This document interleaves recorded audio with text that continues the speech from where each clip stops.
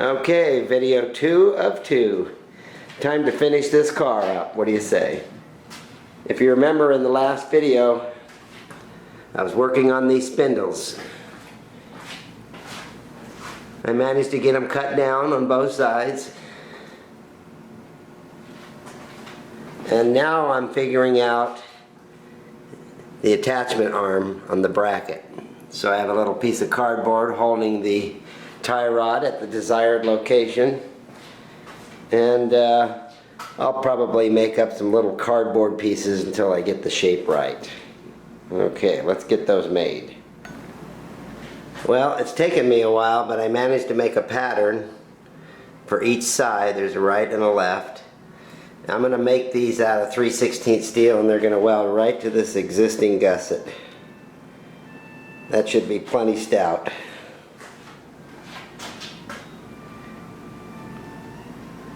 Looks like it's going to work out all right. So with the blue Sharpie, I trace out onto the steel using the paper pattern. And the idea is to leave a little bit of the line, because if the inside of that line is the size of the part you want. So now I can sneak up to my mark.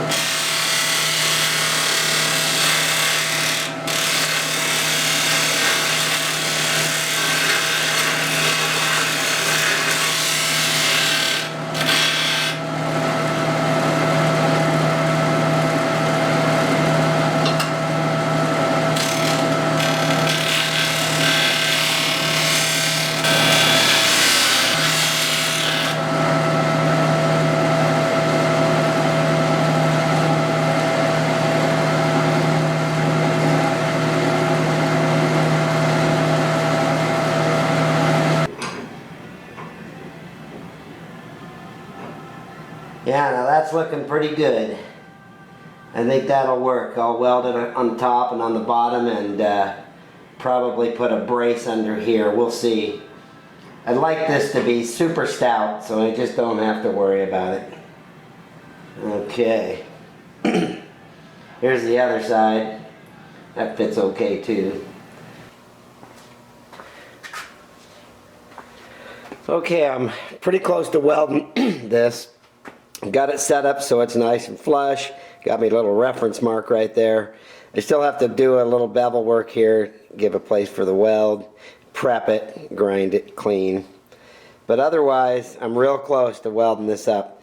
And I've decided I'm going to put some kind of gusset under here. I'm going to weld it on top and underneath first, and then brace it with the gusset.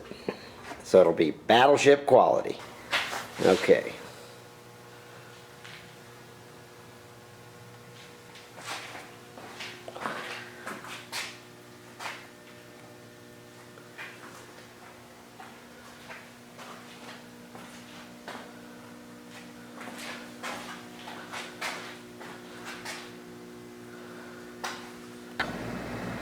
You know, I've spent a fair amount of time on these spindles. I'm happy with the progress, but I'm kind of wore out.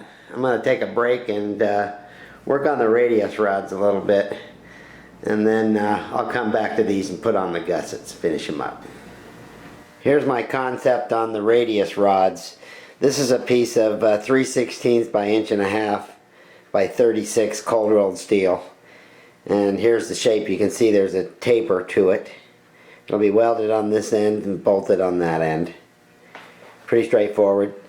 I got a new blade on the bandsaw, so I'll make quick work of cutting this taper, and then I can round it over and clean it up on the belt disc. So these will be a damn sight easier than the spindles, that's for sure. Okay, so now I'm using the bandsaw here to cut these tapers. The idea is to cut right through the middle of the line and leave just a little bit of it showing, and then I grind to that line and I got me a decent part. This shouldn't take too long. Well, these radius rods are proving to be a damn sight easier than the spindles.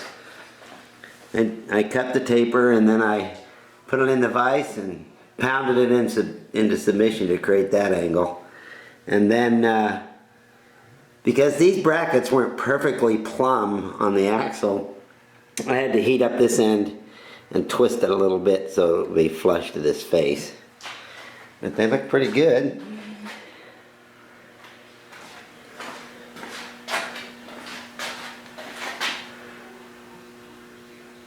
So I'll drill a hole and bolt through there.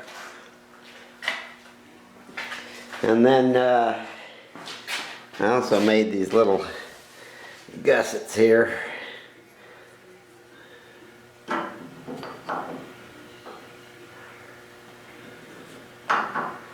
So I'll have to finesse those into place and weld them up, but that'll stiffen that up for sure. Well, it's been quite a chore, but I'm real close to having this done. The radius rod turned out pretty good. The brackets look like they'll hold up to just about anything. I need to shorten these bolts to just the right length. I need to drill the hole through here.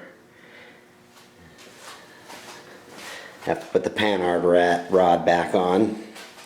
I need to shorten these bolts and rethread them. So before I can paint this thing, I really need to test it that it's going to work. This is really the mock-up phase. I have to fully put it together, get the wheels on this thing down and drive it around on the street a little bit, make sure everything's fine. Then I can take it apart and paint it. That's why it's so involved. But I want to get it right. So right now I'm adjusting the tie rods. These are loose. So with the ruler, I'm just doing a static alignment. Later I'll do string lines and get the tracking just right, and then the toe in.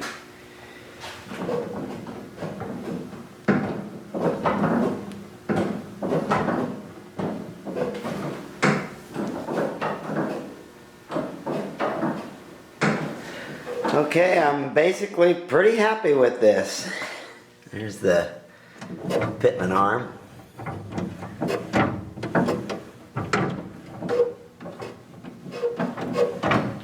Looks like it makes contact here. When this thing is down on the ground and under a load, this rod will raise up just a little bit. And then it's hitting right over there, just a little bit.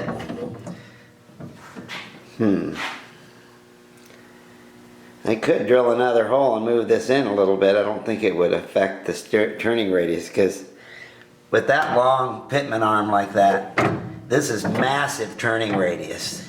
Of course, it increases the amount of torque on the wheel to turn the car, so there's kind of a balancing act there.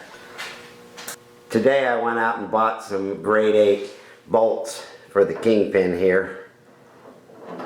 Alright, that should do real well. Cost me $5 for 2 of them. I'm turning my attention to the tires and rims now. This is the old set that came off the Beamer. I scrounged these out of a wrecking yard here in town. Actually, I scrounged 12 rims, enough to fit all 3 cycle carts, and this is the worst 4 of the bunch. So they've been on the car for a year. These cost me about 35 bucks a rim.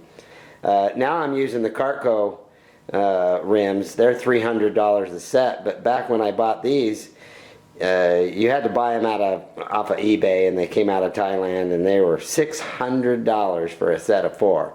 So now the Cartco guys, they stepped up, bought 2,000 rims, and now they sell them for $300 a set. So that's pretty cool. I have tires and tubes. These are actually for the Studebaker, so I'm going to abscond them and put them on the Beamer, because I want that thing to look nice and fresh.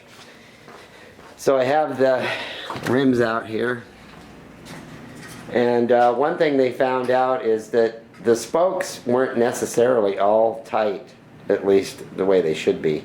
So every set of rims they either sell or put on a cart, they true them up and tighten the spokes just to double check. I went out and bought this a motorcycle rim truing stand from Harbor Freight. I think it was $28. I bought it a while back. So that's a nice little addition. So that's what I'm going to do now, is just true them all up, make sure the spokes are tight before I put on the tires and tubes. Alright.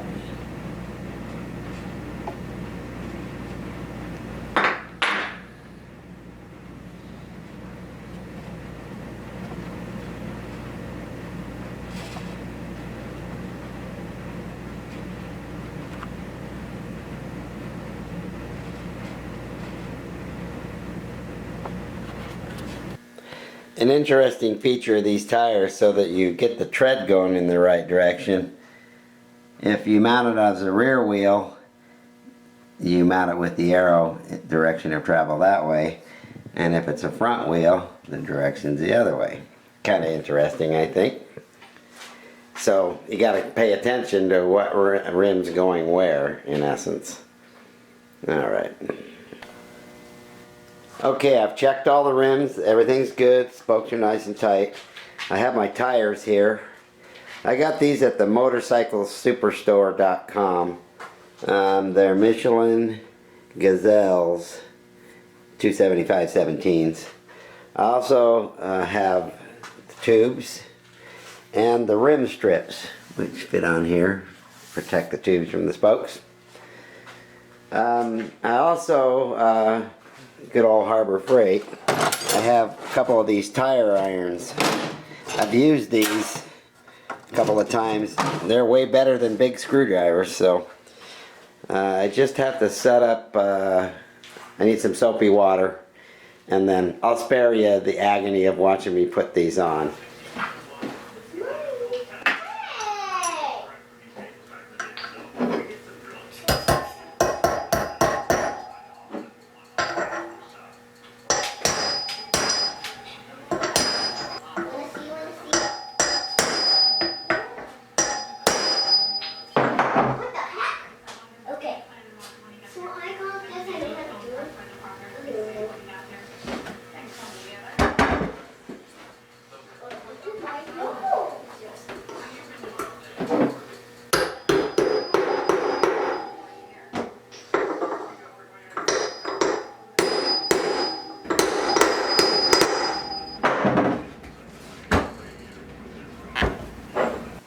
I thought I'd tell you about this rear hub setup from Cartco. This is their latest version. It's got a much thicker plate. This used to be 2 rings on the inside here, and now it's 1 thickness. And this thing is really built. So the way this works is it drops in right there, nice and solid. Now, as it turns out, there's 4 holes here, factory holes actually. So they set it up so that these rings match that pattern, which is nice. But the hole is pretty small, so you just have to open these up with a 5/16 drill bit, which drills real easy.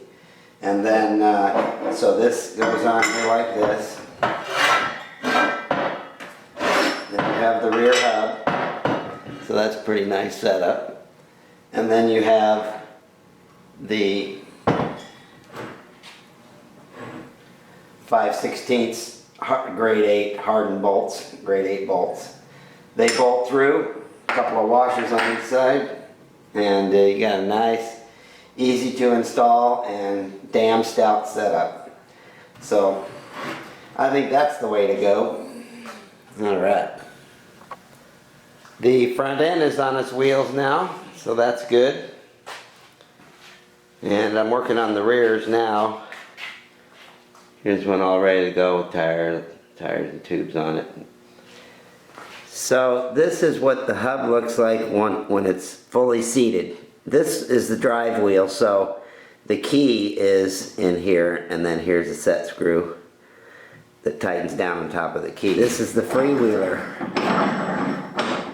So I'll glue in the set screw with some Loctite, and then no key in the keyway so it'll spin.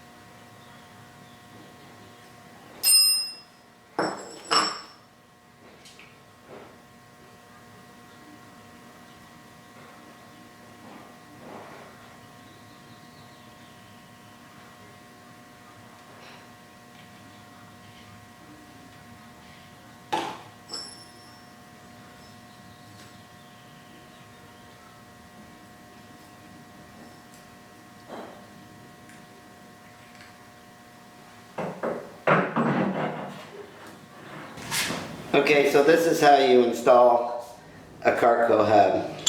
You run the nut and you use the small nut as opposed to a bigger nut. You need that smaller one so it'll clear the inside of the hub. But you run the nut all the way to the end of the thread.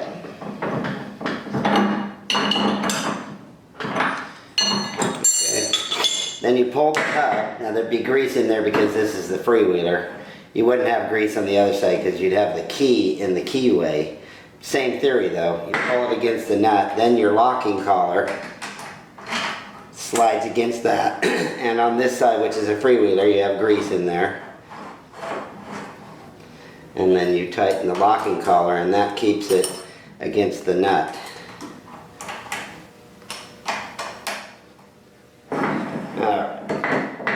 Maybe I can get it a little tighter than that, but that's the theory. Plenty of grease in there.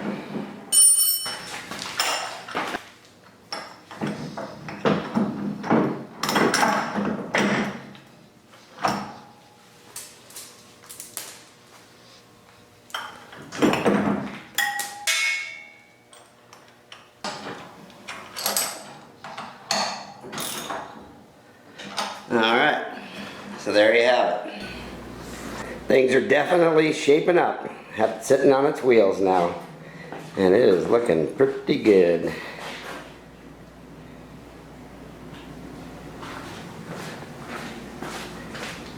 took me a while to get the hubs installed, but I like how they went on.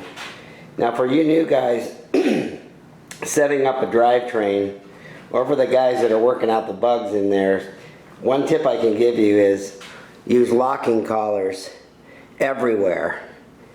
2 here on either side of the sprocket, either side of the brake disc, and 2 over here. And the reasoning is I've come to learn that if you're going to have problems, it's going to be, you know, one of these little set screws coming loose, and the axle will move. That'll throw the chain. It's happened to me a few times, so now I just don't take any chances. Locking collars everywhere, and when you put it together for the final time, you use Loctite on the threads. Okay.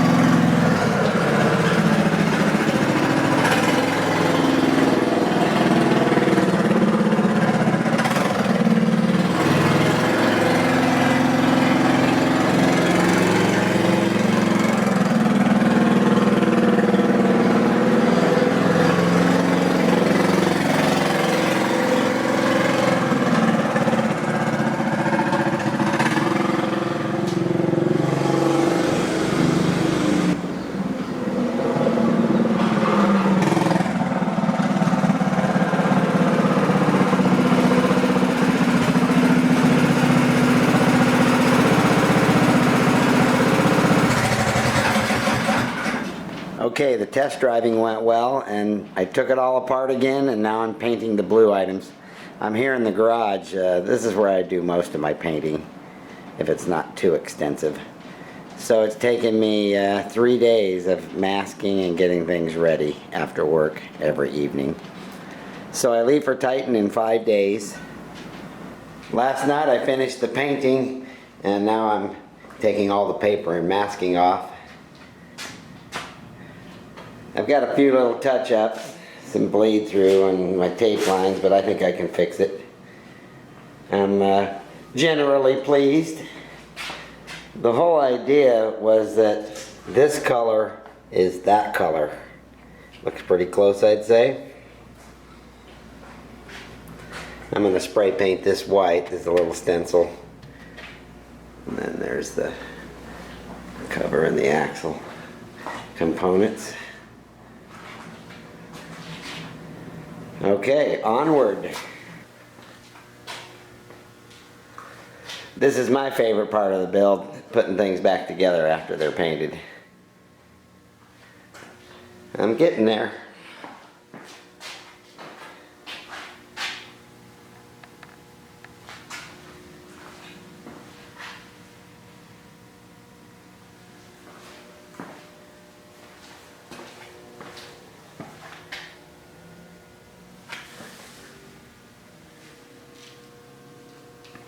things are definitely looking up. All right.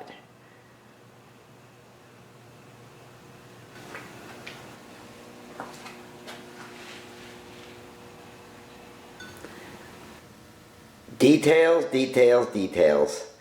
So this number 35, I like the particular font, and I could have had it made in a vinyl sticker, but then this color blue wouldn't have matched the rest of the car. So I decided to use my copy machine. This is a smaller version. I printed the font out and kept blowing it up until it was the height I wanted. And then I taped it on there and sprayed it, and you know, I didn't do a particularly good job. This has a handmade quality to it, I guess. But I used this trim tape here, this quick stripe. This is 1/8 of an inch wide, and that's what I trimmed all around it with.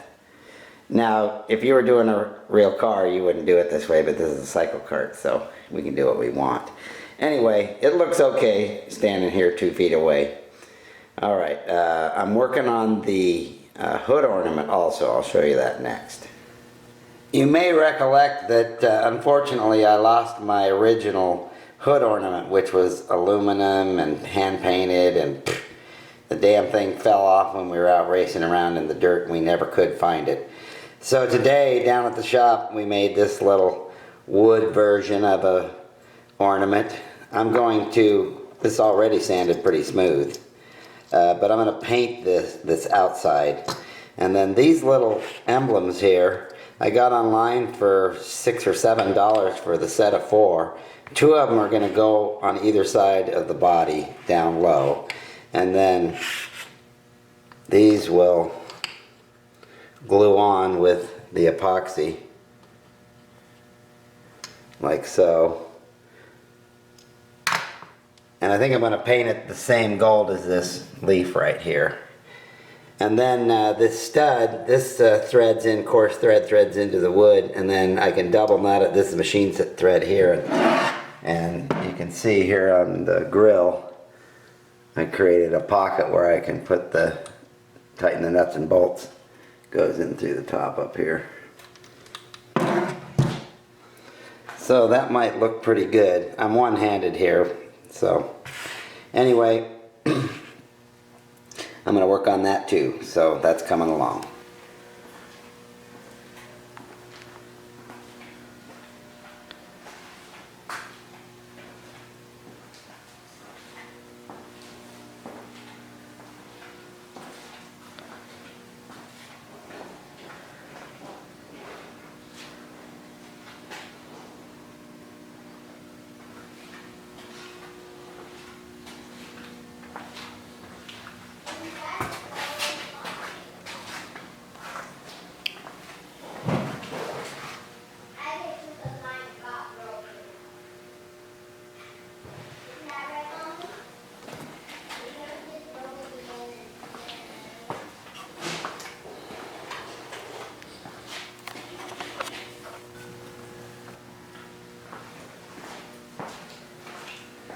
Five weeks in the making, and it's almost finished.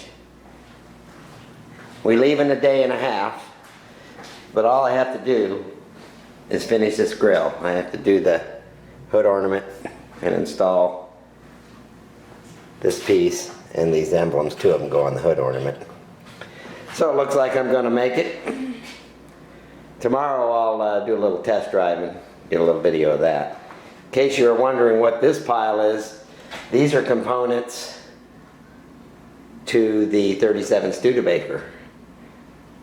I got in my torque converter. That's the motor plate. And then here's the axle with the spindles. This is part of the motor plate. Of course, the chassis. Okay. What do you say we finish this thing? The last piece is now in place, the grill, with its new insert. And I think the hood ornament turned out pretty good. I'm real happy with that. Didn't take too long. Okay. A little bit of test driving, and we're ready to go.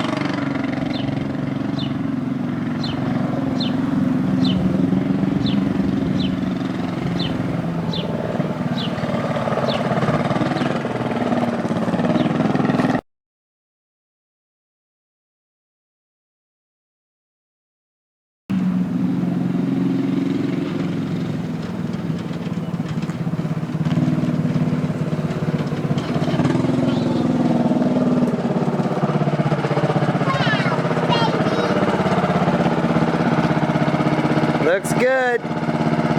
You're looking good. Well, here's my third attempt at building a cyclekart. My goal has been to improve my technique with each one and have them technically proficient, you know, good parts, reliable performance, you know. But I'm happy with it. I wish I would have got this done last year, but it's alright. Good things take time. So, getting ready to load up and head up to Washington. We look forward to this trip all year long. Okay. And thanks for watching.